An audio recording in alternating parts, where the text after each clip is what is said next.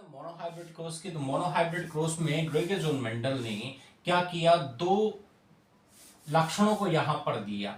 एक तो लिया शुद्ध बोना, शुद्ध लंबा, और दूसरे लिए शुद्ध बोने, शुद्ध बोने। ये दो लक्षणों को इन्होंने लिया और दोनों लक्षणों को इन्होंने क्या किया, कैपिटल टी के आधार पर और स्मॉल टी से रिप्रेजेंट कर दिया।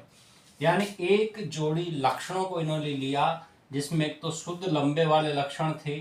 जिन पादपों में शुद्ध लंबे वाले लक्षण थे उन पादपों को कैपिटल टी लिखा, और जिन पादपों के अंदर शुद्ध बोने वाले लक्षण थे उन पादपों को स्मॉल टी से इन्होंने रिप्रेजेंट किया। यानी यहां पर मोनोहाइब्रिड क्रॉस में आपको ये ध्यान रखना है कि शुद्ध लंबा पादप होना चाहिए और शुद्ध बोना पादप। इन दोनों के बीच में क्या कराओगे, क्रॉस कराओगे। यानी इन दोनों पादपों के बीच में क्या कराओगे, आप क्रॉस कराओगे। और जैसे ही इन दोनों पादपों के बीच में आप क्रॉस कराओगे तो सबसे पहले इनके क्या है, इनसे जो पादप प्राप्त होगा ये क्या होगा, कैपिटल टी और स्मॉल टी। ठीक है, ये बनेगा कैपिटल टी और स्मॉल टी। लेकिन हम यहां पर डायरेक्ट ना बताकर मैं आपको थोड़ा सा डिटेल यहां पर दे देता हूं कि जैसे मान के चलो, पहले तो क्या है, शुद्ध पादप लंबे, यानी जो लंबे पादप है उनमें से क्या बनेंगे भाई, कैपिटल टी और फिर स्मॉल टी और स्मॉल टी। अब जब इनका आपस में जब आप क्रॉस कराएंगे तो वो आएगी आपकी कौन सी पीढ़ी, F1 पीढ़ी। तो यहां पर जब इनका क्रॉस कराओगे तो इन दोनों से जो प्राप्त होगी कैपिटल टी स्मॉल टी, ये आपकी F1 पीढ़ी होगी। ये कौन सी पीढ़ी हो, आपकी F1 पीढ़ी। और इसमें सारे के सारे पादप कौन से प्राप्त होंगे, आपको लंबे प्राप्त होंगे। यानी आप डायरेक्ट इनका क्या है, सारे के सारे पादप कैसे प्राप्त हो रहे हैं, यहाँ पर लंबे प्राप्त हो रहे हैं। लेकिन यहां पर सारे के सारे पादप लंबे प्राप्त होंगे, यानी जो इनमें से जो इन दोनों का जब आप क्रॉस कराओगे तो F1 पीढ़ी जब आप आओगे तो यहां पर सारे के सारे पादप लंबे प्राप्त होंगे, F1 पीढ़ी। लेकिन यहां पर चेकरबोर्ड, सबसे पहले एक साइंटिस्ट आया सी पुनित नाम करके, और सी पुनित ने जो वैज्ञानिक था उसने सबसे पहले चेकरबोर्ड टेक्निक दी, और उस चेकरबोर्ड के आधार पर हम पता लगा सकते हैं कि F1 पीढ़ी में और F2 पीढ़ी में किस किस तरह के पादपों के लक्षण आएंगे। तो जो सी पुनित था उसने क्या किया कि यहाँ पर इन लक्षणों को एक चेकरबोर्ड के अकॉर्डिंग उसने रिप्रेजेंट किया। तो इस तरह का चेकरबोर्ड बनता है, और इसमें से क्या किया कि इनके जो थे तो कैपिटल टी और यहां से अपने को मिलेंगे स्मॉल टी और स्मॉल टी। तो इसने क्या किया कि यहां पर कैपिटल टी और यहां पर कैपिटल टी, बीच में क्या किया इसने, इसको चार भागों में बांट दिया, और इसने इधर लिख दिया स्मॉल टी और स्मॉल टी। अब क्या किया कि इसने इन दोनों का क्या किया, आपस में संकरण कराया। अब जब इन दोनों का आपस में संकरण होगा तो क्या बनेगा, कैपिटल टी स्मॉल टी। इसका इसके साथ संकरण होगा तो क्या बनेगा, कैपिटल टी स्मॉल टी। इसका इसके साथ संकरण होगा तो क्या बनेगा, कैपिटल टी स्मॉल टी। इसका 21 के साथ संकरण होगा तो क्या बनेगा, कैपिटल टी स्मॉल टी। यानी इसने ये कह दिया कि F1 पीढ़ी में सारे के सारे plant capital T small T वाले बने। यानी F1 पीढ़ी में सारे के सारे प्लांट कैसे मिले हमें, कैपिटल टी स्मॉल टी वाले। यानी कैपिटल टी और स्मॉल टी वाले मिले, तो इसी कारण से इसको कहा जाता है एकल संकर संकरण। यानी सिर्फ एक ही जोड़ी के बीच में क्या हो रहा है, संकरण हो रहा है। ठीक है, तो इसका मतलब सीधा सा ये है कि ये संकरण F1 पीढ़ी के लिए किया जाता है। इसी को कहा जाता है मोनोहाइब्रिड क्रॉस। तो आप सीख सकते हैं वापस मोनोहाइब्रिड क्रॉस क्या होता है। यहां पर एक जोड़ी पादपों के लक्षण लिए जाते हैं। अब वहां पर क्या किया जाता है कि शुद्ध लंबा पादप और शुद्ध बोना पादप, यानी यहां पर क्या किया जाता है, शुद्ध लंबा पादप के कैपिटल टी, ठीक है, और शुद्ध बोने पादपों के स्मॉल टी। दोनों कैरेक्टर लेने के बाद में F1 पीढ़ी में क्या आना चाहिए, कैपिटल टी स्मॉल टी।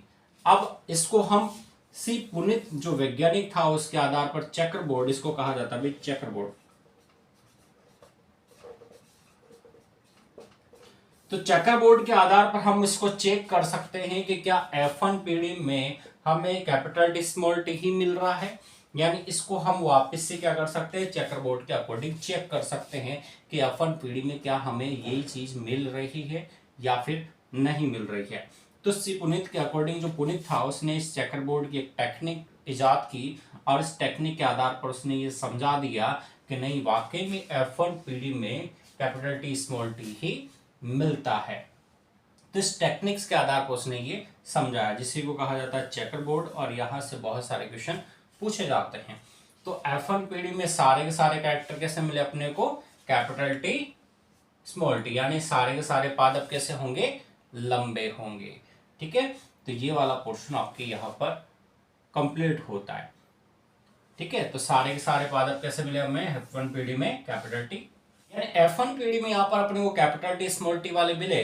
अब इसका क्या किया जाएगा, इसका वापस से अपन स्वपरागण कराते हैं, यानी सेल पॉलिनेशन कराते हैं। जब इसका स्वपरागण कराएंगे तो आप समझना मेरी बात को, जब इसी का स्वपरागण कराया जाए, ठीक है, तो स्वपरागण क्या होता है, सेल पॉलिनेशन क्या होता है, समझ, यानी F1 पीढ़ी अपने पास आई है, ये F1 पीढ़ी, और F1 पीढ़ी में हमें रिजल्ट क्या मिला है कि सारे के सारे जो प्लांट थे वो कैपिटल टी स्मॉल टी मिले हैं, यानी इनको कहा जाएगा,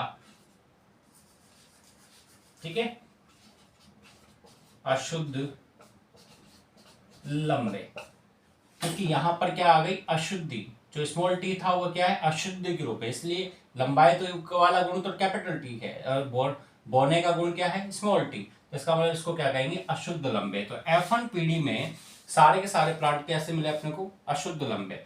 अब इनका स्वपरागण कराने पर,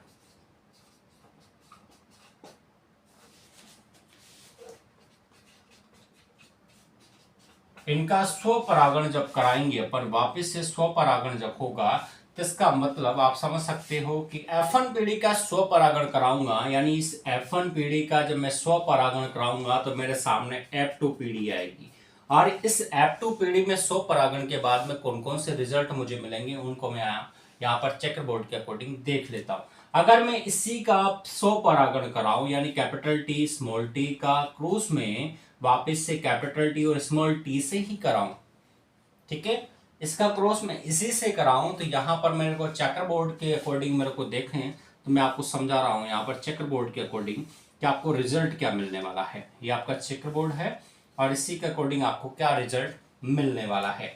तो हम जानते हैं कि यहां से दो, ठीक है, हमें मिलेंगे कैरेक्टर, एक तो कैपिटल टी स्मॉल टी, यहां पर भी कैपिटल टी और स्मॉल टी, ठीक है। अब इनको हम चेकर बोर्ड के अंदर फिट कर देते हैं, फिर देखते हैं क्या रिजल्ट आता है हमारा। तो यहां पर क्या करूंगा मैं, ये कैरेक्टर कैपिटल टी, इसके साथ स्मॉल टी, फिर इधर का कैपिटल टी और इधर का स्मॉल टी, तो ये मेरा चेकर बोर्ड हो गया। अब इसके अकॉर्डिंग F2 पीढ़ी मुझे प्राप्त करनी है। F1 पीढ़ी मेरे पास है पहले से ही कि कैपिटल टी स्मॉल टी वाली, यानी सारे के सारे पौधे कैसे थे, अशुद्ध लंबे थे। अब यहां पर देखते हैं कि यहां पर किस तरह का रिजल्ट हमारे पास आता है। अब इसके अकॉर्डिंग मैंने देखा कि जो पहला डिब्बा था उसमें कैपिटल टी भी है और इधर भी कैपिटल टी, यानी डबल टी आ जाएगा कैपिटल में। इसके बाद में पहले इसमें क्या आएगा, यहाँ सिंगल टी है, तो यहाँ पर पहले स्मॉल को नहीं लिखते, पहले कैपिटल को लिखते हैं, ये याद रखना भाई। हालांकि यहाँ पहले स्मॉल है, लेकिन पहले आपको स्मॉल टी नहीं लिखना है, पहले कैपिटल में ही लिखना है। तो इसका मतलब यहाँ पर पहले कैपिटल टी आएगा, फिर आएगा स्मॉल टी, ठीक है। तो इसका मतलब यहाँ पर ये आ चुका है। अब यहाँ पर इस डिब्बे में क्या आएगा, कैपिटल टी, और इधर क्या है, स्मॉल टी है, तो यहाँ पर कैपिटल टी और इधर स्मॉल टी। अब लास्ट वाला डिब्बा बचा है, तो इसके सामने का डिब्बा ये रहा और इसके सामने का डिब्बा ये रहा, तो इधर भी स्मॉल टी है और इधर भी क्या है, स्मॉल टी। अब इनका अगर मैं कैरेक्टर की बात करूं तो ये मेरी F2 पीढ़ी आ चुकी है। अब इसके कैरेक्टर कौन कौन से आए, F2 पीढ़ी में क्या क्या रिजल्ट मेरे पास आया, क्योंकि F1 पीढ़ी में मेरा रिजल्ट मुझे पता है कि सारे के सारे पौधे लंबे आए थे लेकिन अशुद्ध प्रवृत्ति के थे, यानी F1 पीढ़ी में मेरे पास ओनली सिंगल कैरेक्टर आया था और सारे के सारे पौधे लंबे प्राप्त हुए थे लेकिन अशुद्ध थे। लेकिन मुझे वापस से उनको आइडेंटिफाई करना था कि क्या वाकई में ये लक्षण बरकरार रहता है F2 पीढ़ी में भी, लेकिन F2 पीढ़ी में उनके कैरेक्टर क्या हो गए, चेंज हो गए। और चेंज होने के बाद में यहाँ पर F2PD इस तरह के आए। अब देख लेते हैं कि मुझे पता है कि जो कैपिटल टी वाला पोर्शन था, ये सारे के सारे पौधे कैसे थे भाई, शुद्ध लंबे थे, शुद्ध लंबे पौधे। अब शुद्ध लंबे थे तो ये मुझे कितने मिले, इसके अंदर सिर्फ एक दिखाई दे रहा है, इसका मतलब यहां पर मुझे सिर्फ एक कैरेक्टर प्राप्त हुआ है। ठीक है, दूसरा देख लेता हूं मैं कैपिटल टी स्मॉल टी वाला। तो कैपिटल टी स्मॉल टी वाला दूसरा डिब्बा है और ये कैसे थे अपने पास, अशुद्ध लंबे, अशुद्ध लंबे। अशुद्ध लंबे वाले कैरेक्टर मुझे कितने मिले हैं वो देखते हैं हम। यहां पर मेरे पास एक है और दो है, ये नहीं है यानी दो ही है, इसका मतलब ये मुझे दो मिले हैं।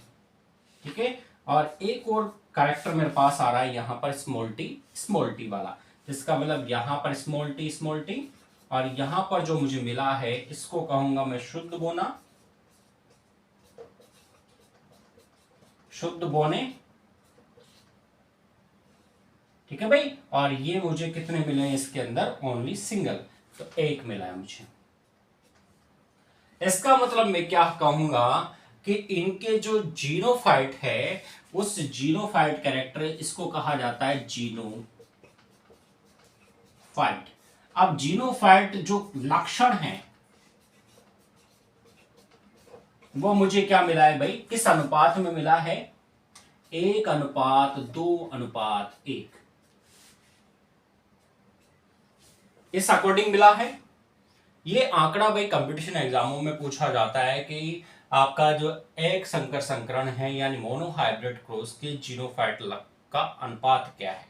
ये डायरेक्ट एग्जामों में पूछा जाता है कि भाई मोनोहाइब्रिड क्रॉस के जीनोफाइटिक अनुपात क्या है, तो वो आएगा आपका 1:2:1, क्योंकि हमें यहाँ पर 1:2:1 के रूप में पौधे प्राप्त हुए हैं। तो ये आपका रिजल्ट है जीनोफाइटिक। अगर मैं मॉर्फोलॉजिकल देखूं इसको बाह्य आकारिकी के आधार पर, ठीक है, यानी इसको अगर जनरली देखूं, मॉर्फोलॉजिकल देखूं, तो इसका मतलब मुझे सारे के सारे पौधे कैसे प्राप्त हुए हैं। यहां पर ये भी लंबा पौधा है, ये भी लंबा है, ये भी लंबा है, तो इसका मतलब मुझे 3 पौधे कैसे मिल रहे हैं, लंबे, और एक पौधा शुद्ध बोना है तो 1 अनुपात मुझे यहाँ पर मिलेगा। ठीक है भाई, तो ये कैसा अनुपात है, ये मॉर्फोलॉजिकल है।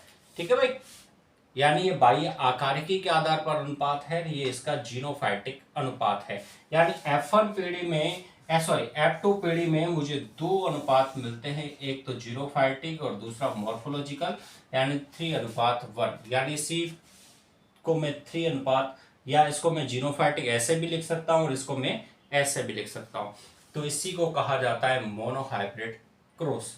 यानी इस आधार पर आप मोनोहाइब्रिड क्रॉस को आसानी से निकाल सकते हैं। किस तरह से आपको ये क्रॉस याद होना चाहिए। इसके बाद में आ जाता है डायहाइब्रिड क्रॉस। तो वहां पर 2 जोड़ी लक्षणों को लिया जाता है। सिर्फ इसमें कौन सा लक्षण लिया अपन ने, एक जोड़ी लक्षण को, और वहां पर 2 जोड़ी लक्षणों को सम्मिलित किया जाता है। तो वो भी आपको इसके बाद में नेक्स्ट में बताने वाला हूं कि डायहाइब्रिड क्रॉस क्या होता है। पहले मोनोहाइब्रिड क्रॉस को एक बार याद अच्छे से रख लें कि कहां पर आपकी मिस्टेक हो रही है। अगर आपकी मिस्टेक हो रही है, आपको अभी तक भी कुछ पॉइंट समझ में नहीं आए, तो कमेंट्स बॉक्स आपके लिए खुला है, वहां पर आप कमेंट्स कर सकते हैं। और कैसा लगा आपको वीडियो, उसके बारे में कमेंट्स जरूर करें।